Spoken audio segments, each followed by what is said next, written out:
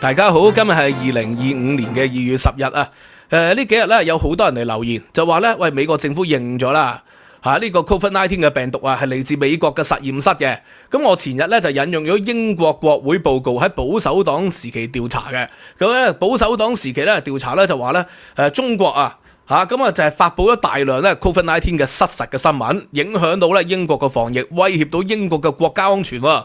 呢個咧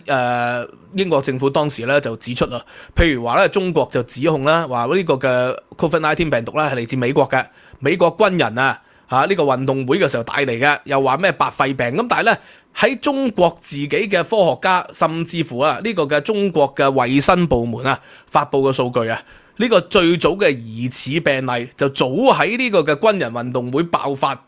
以前發生以前已經係爆發咗嘅咯。喺9月中期咧已經係有喎，軍人仲未嚟嘅時候咧已經有所謂疑似案例喎喺武漢裏邊而即係而家目前咧科學界普遍都認為咧呢個嘅病毒係嚟自中華谷頭蝠，所以後來咧中國大陸咧又流傳咧話喂，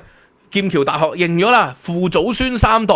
嗰啲父祖孫咧喺晒西方度揾到中國咧淨係揾到孫啫。咁呢個咧劍橋大學嘅文章已經係反駁咗噶啦。其實當時咧好多媒體主流媒體就係轉載咗呢個新聞，呢個當然係假新聞嚟啦。所以父祖孫三代係因為咧喺中國嗰個病毒揾到只係孫，係因為喺中國咧發展得最耐啊嘛。所以發展得最耐嘅時期咧，佢哋變種咧變成咗孫嘅機率匯率咧係高。咁而家喺西方咧就相對遲發展，就係咧去到呢個嘅2020年咧2月西方先廣泛爆發啊嘛，所以西方咪出現咗父祖嗰兩代咯。咁呢個係當然係荒謬嘅。咁但係而家科學界咧普遍都認為咧，無論即係你睇大量嘅期刊論文刺針即係所謂柳葉刀即係刺針啦，或者係 WHO 佢哋嘅報告咧都傾向認為咧係自然生成嘅。而咧呢個自然生成係嚟自中華谷頭蝠，而中華谷頭蝠就喺中華度生活噶嘛，喺雲南嗰啲地方度活躍噶嘛，帶到去湖北喺呢個嘅華南海鮮市場。咁所以咧普遍嘅科學家而家都認為咧以目前嘅證據咧至少都認為咧係呢個自然生成嘅機率係較大。咁但係咧有好多人嚟留言啦，唔係馬斯克咧而家咧就係俾特朗普任命咗做唔同部門嘅審計，佢係睇咗啲數啦，就知道咧原來係美國政府資助嘅呢個。咁啦，我就上網查一查啦，咁駭人聽聞嘅事情如果有咁真係國際大新聞嚟喎。但係事實係如何呢？咁我上網揾的而且確有好多咧抖音賬號咧有係宣傳到呢樣嘢喎。咁當然啦，嗰裏邊咧配圖咧後邊咧其實就係舊年馬斯克咧喺個演講裏邊咧喺大學嘅演講裏邊咧係講噶，但係佢話咧新冠疫情真相大揭秘呢個嘅係唔係起源於中國嘅，係起源於美國嘅太可怕啦，太可怕啦！話係美國噶呢個係馬斯克咧爆咗新冠嘅陰謀大爆料係美國政府資助嘅。咦，咁係咪到底係咁樣呢？事實係點呢？嗱，首先分兩個層次。第一，馬斯克有冇講過？第二，馬斯克如果有講過，佢嗰句子原文係點？佢嘅 source 係點樣？係真新聞定假新聞？因為馬斯克咧就被爆係講假新聞咧，係爆得太多次咯。呢個唔係啲所謂嘅咩左媒去抹黑佢噶係乜嘢咧？馬斯克咧自己投資一個 AI 工具，即係咧啲人咧喺 AI 工具度問咧邊一個喺 X 裏邊咧最多 misinformation 嘅，而佢自己嗰個 AI 工具咧竟然係回答咗係嚟自 Elon Musk 噶即係當然你話咧係咪大數據影響咗呢個嘅佢嗰個社交媒體佢嗰個社交媒體嘅 credit， 因為大眾評論成日話佢講假新聞啊嘛，咁所以最後影響咗佢投資嘅機械人。AI 係答係佢係做假新聞啦，咁呢個當然可能咁但係咧事實上咧就有好多單新聞咧就係已經咧就係即係證明咗 Elon Musk 咧講啲嘢咧係不實嘅咁譬如話關於英國嘅新聞啦，喺英國嘅新聞咧即係多次啦就證明咗佢所宣傳嘅不實嘅，譬如話舊年8月8號嘅時候，佢就係宣傳咗咧英國政府施紀賢政府將啲極右分子會拉去個島度，結果咧就200萬人睇咗個 tweet， 而咧因為有200幾萬人拉咗睇咗個 tweet 咧，所以就導致到咧當時推動咗有好多人上街頭咧係憤怒地抗爭，因為之前咧 Elon Musk 又轉載咗認為咧嗰個喺 Taylor Swift 嗰個訓練營咧，個行兇嘅兇手係難民嚟嘅，導致有啲人攻擊個難民酒店，又話咧政府會拉晒啲極右分子去個島上面。咁但係咧 Elon Musk 後來好快 delete 咗，因為知道個假新聞嚟。嗰個假新聞咧係模仿咧呢個 Daily Mail 係寫嘅一個假新聞，咁最後被 delete 咗嘅。咁其實有太多呢啲，咁譬如話最近加州大火咁等等都有呢啲咁嘅新聞。譬如話 Elon Musk 就宣傳佢喺 Tweet 裏邊咧，即係 X 而家就宣傳咧話呢個加州政府民主黨政府因為財政嘅問題令到咧水庫冇水，所以就救唔到火。咁但係當場咧佢講嘅時候咧，有其他消防員咧就係駁斥咗佢就話水庫係有水嘅唔係救唔到火嘅，係因為其他原因。咁但係呢啲咧唔係今日想重點考察。今日重點考察咧，到底 Elon Musk 咧佢個 Twitter 裏邊咧講咗啲乜嘢？佢就話咧，你知唔知道呢個 USAID 就係用咗你嘅錢去資助咧呢啲 COVID-19 嘅生化武器。佢講咗生化武器喎然後咧導致有幾百萬人嘅死亡。咁佢講咗呢個 tweet。咁其實咧就係轉載咗一個咧大 V 呢個嚟到100萬 follow 嘅一個獨立調查記者。咁但係呢個獨立調查記者個 source 係點嚟咧？嗱，我哋知道 Elon Musk 有講過呢啲咁嘅說話。咁但係問題，佢講呢啲說話係咪好似坊間所講，佢掌握到政府嘅資料，而掌握到政府嘅資料嘅時候咧，佢爆料咧？咁因為咧佢原來只係咧轉載咗呢一個人嘅講法嘅啫，而呢一個人嘅講法就話咧呢個 USAID 咧就攞咗呢個53個 million 去資助咗呢個嘅衛生機構，而呢個衛生機構咧又資助咗呢個武漢實驗室，即係石正麗嘅實驗室。嗱，咁我哋睇到呢度咧就知啦，原來佢嘅新聞就唔係話 Elon Musk 證實咗呢啲病毒係嚟自美國嘅實驗室嘅，而係話咧美國嘅政府機構間接資助咗武漢肺炎嘅起源地，就係呢個嘅武漢實驗室。呢個石正麗咧就長期研究呢個冠狀病毒噶嘛，咁所以咧當時咧喺2020年佢哋嘅實驗室嘅人士咧有爆料話會唔會係佢哋管有呢個嘅病毒係管理不善，甚至乎有啲人就話佢哋拎嗰啲動物實驗動物出去華南海鮮城度賣而導致嘅咧。咁2020年嘅時候有好多呢啲消息，甚至乎廣州大學嘅教授係發布咗論文，我以前導讀過嘅，係廣州大學嘅教授咧係發布咗論文去指控會唔會係石正麗佢哋係賣動物或者係保存呢啲冠狀病毒係不力啦。咁所以呢個新聞就唔係話佢嚟自美國嘅，而係話佢係呢個係資助武漢嘅 lab。咁但係咧呢個係一個 Twitter 嗰個人講嘅啫，到底是否係事實咧？咁我再查一查證啦。咁咧睇翻白宮嘅資料白宮咧有官方嘅資料嘅呢個官方資料咧就係嚟自2月3號。咁就關於呢個 USAID 話佢哋嘥錢呢個白宮咧直接指控話佢哋係嘥錢。咁點樣嘥錢咧？佢哋咧就資助咗好多，即係好駭人聽聞噶啦。譬如話資助愛爾蘭呢個 DEI 嘅一個音樂會即係唔係多錢，但係7萬蚊啦。咁DEI 嘅音樂會就係講呢個嘅多元性別平權平等咁資助呢個嘅越南咧2.5 million 關於呢個嘅電動車講環保嘅。資助哥倫比亞秘魯關於呢個變性人嘅一啲嘅活動資助呢個嘅變性喺好多地方呢個 LGBT 又資助呢個嘅埃及去講呢個嘅旅遊業咁呢啲咧都係即係民主黨時期所謂宣傳佢哋嘅左派價值嘅一啲嘅工具啦。咁但係呢個啦就 million 就資助咗咧以百萬計嘅錢去咗呢一個嘅醫療機構，而呢個醫療機構咧係涉及到武漢石正麗嘅實驗室嘅。呢個係一個間接資料啦。所以咧白宮證實咗原來呢個機構係有份資助武漢實驗室。咁所以成個新聞係清楚咯，唔係 Elon Musk 係證實咗嗰個病毒係嚟自美國嘅，而係咧而家公開嘅資料，亦都唔係咧馬斯克自己揾出嚟睇到啲秘密資料。至少目前我哋已知嘅信息，馬斯克冇提及過佢有任何獨家嘅資料關於呢個新聞，佢係轉載咗個網媒個講法，而個網媒咧係引述咗白宮。咁但係咧引述咗白宮，佢到底係咩年份資助武漢實驗室。咁我估計就應該喺 COVID-19 以前啦，係資助武漢嘅實驗室。咁但係咧，資助幾多錢呢？呢個咧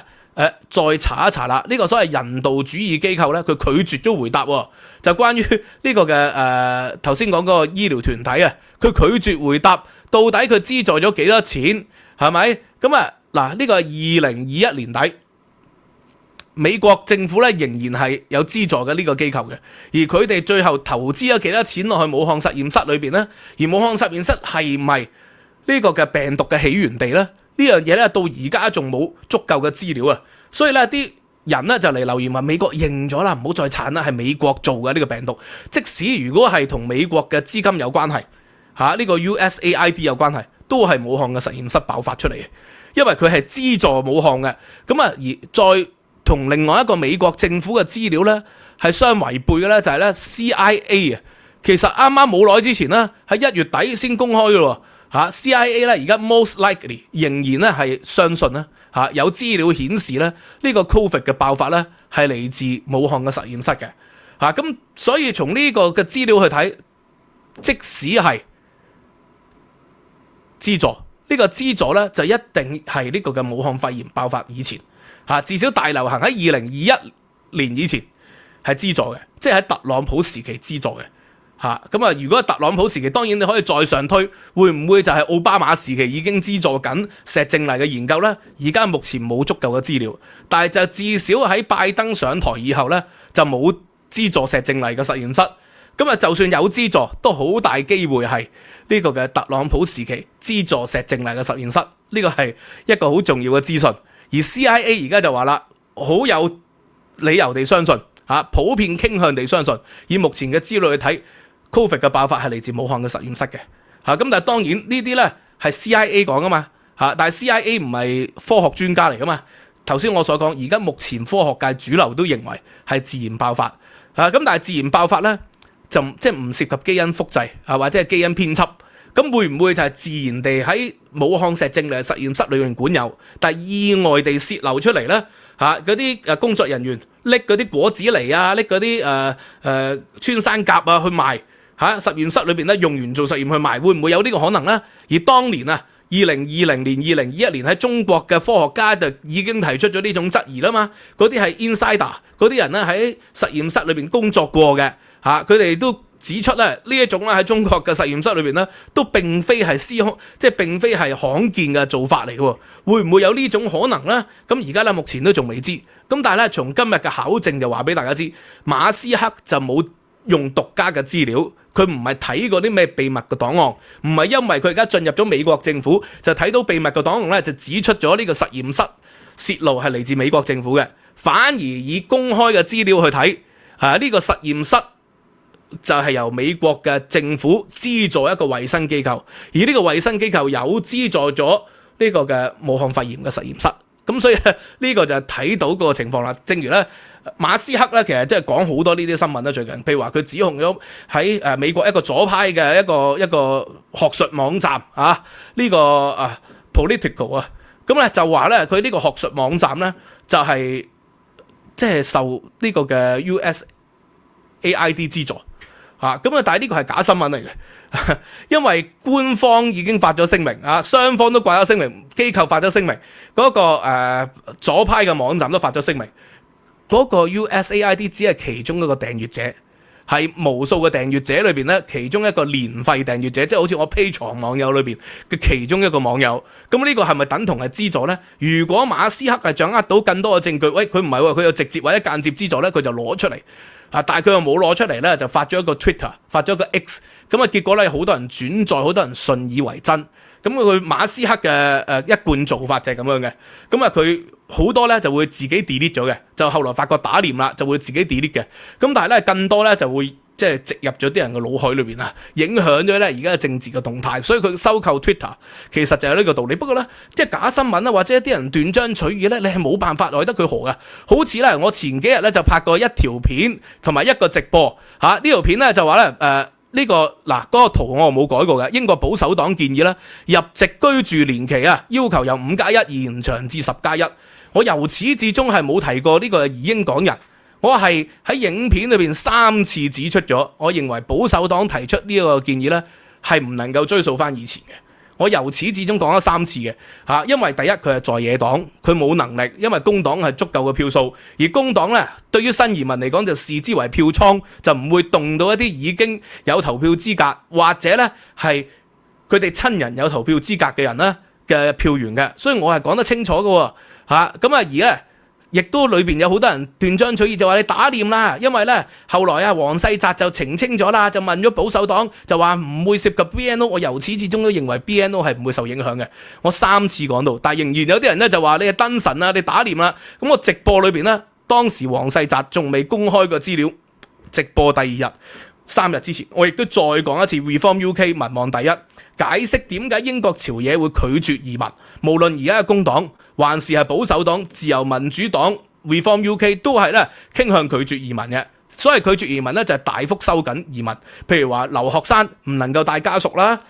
即係呢個咧而家已經收緊咗啦。又譬如話其他嘅一啲低收入嘅人士，可能咧嚟移民嘅時候就要考慮埋佢收入啦，佢喺英國居留期間嗰個交稅或者存款啦，會考慮埋呢個咧就係一個正常嘅做法嚟嘅。而家英國咧就係因為移民太多，而 AI 化咧就導致到咧好多人都會將對面臨失業，咁所以呢個係我講得好清楚嘅，但係仍然有啲人咧係喋喋不休要求我道歉嘅，佢哋係自己做假新聞即係因為我標題就提到移英人士係咪會2次移民呢？我標題有提到呢樣嘢嘅，咁但係呢個係一個開放性嘅標題，而且我又冇講明係移英港人，而我喺影片裏邊提過3次以上，移英港人以移民嘅不受影響，但係未來嚟嘅可能就會受到收緊。呢個咧係朝野共識嚟嘅，無論喺直播還是係喺影片裏邊都講得清楚，但係仍然有啲人喋喋不休喎，所以同樣道理睇咗 Elon Musk 嘅 Twitter 有啲人咧，就不斷講。唔關中國事嘅，喺美國實驗室嘅，但係 Elon Musk 嘅新聞反而係指控咧，係美國政府資助咗一個人道主義機構，而嗰個人道主義機構再資助咗呢個石正麗，反而係咁樣喎，個事實係咁樣喎，咁但係問題到底呢一個係真定假咧？而家咧仲未有足夠嘅資料去判斷，咁所以一分材料一分話啊嘛，咁但係而家極右嘅民粹嘅意識形態底下就唔能夠接受一分材料一分話，佢哋反指控你哋係假新聞，反指控主流媒體被洗腦假新聞咁主流媒體肯定有好多假新聞，咁但係主流媒體有假新聞就唔代表咧 Elon Musk 喺 Twitter 講嗰啲係真新聞嚟，我哋都係要獨立思考，獨立嘅思考，自由嘅精神，呢個先係即係我哋做人咧不二嘅法門。咁所以今日就講到呢度啦，咁希望大家可以 like、subscribe、share。今日咧喺收費平台 Patreon 咧就上載咗中國近代史獨家課堂，希望大家可以支持。今日講到4人幫被審判，鄧小平復出。今日講到呢度啦，多謝大家。15蚊美元一個月咧就可以無限重溫嘅，YouTube 同埋 Patreon 嘅會員咧都可以睇到。多謝晒，拜拜。